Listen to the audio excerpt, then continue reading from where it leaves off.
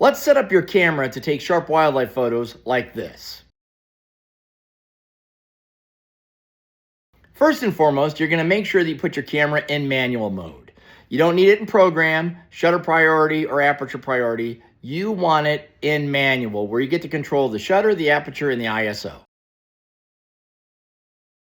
So you're going to set your shutter at 1/1600th of a second, because that'll be fast enough to capture, let's say, an elk out wandering through the field, or maybe a hawk flying through the sky. Now, it's going to vary a little bit depending on what you're photographing. So if it's songbirds, you're going to want it faster, but it's a good starting point.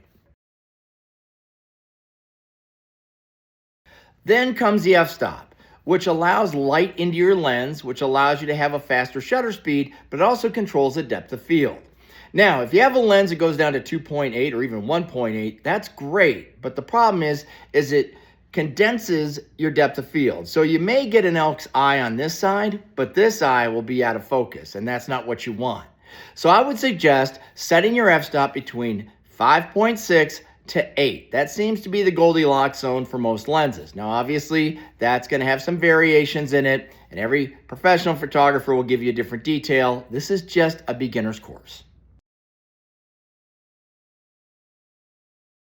Then let's go over to your ISO. You're going to want to set that to auto, because that'll allow your camera to do the heavy lifting and correcting the exposure. That way, you'll get a correctly exposed photo most of the time.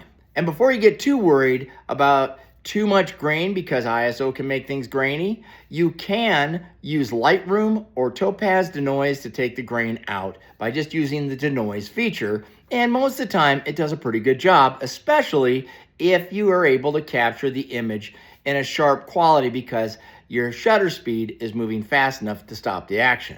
So what range should you set your ISO up on in your camera? Well, you're going to want to have a base of at least 100, right? You can go a little lower if you want, if your camera does that, but 100 is a good base.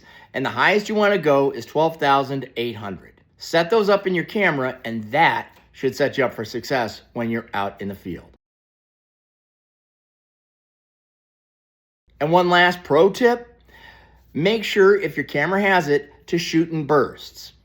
Because if you shoot only one at a time, one frame at a time, or one photo at a time, you may move a little bit and still get a little motion blur in your photo. But if you just go brr, brr, brr, every time when you're shooting a photo of an animal, you'll have a much better chance to get that really tack sharp photo and be able to put that up on Instagram or Facebook and get all kinds of likes.